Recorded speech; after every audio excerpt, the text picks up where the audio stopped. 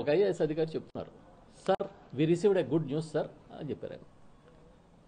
అంటే ఏంటి అని అడిగారు ఆయన, చంద్రబాబు నాయుడు గారు.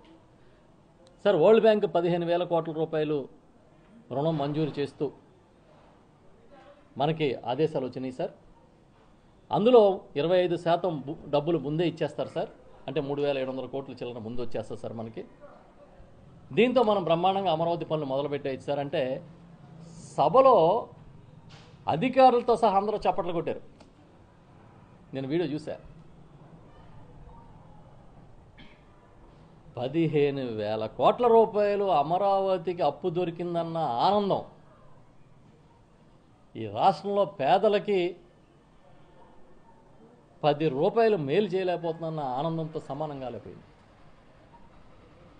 ఎంత ఆనందపడుతున్నారంటే అమరావతి కోసం అప్పు దొరికిందని చప్పట్లు కొట్టుకుంటున్నారు, చంకలు గుద్దుకుంటున్నారు.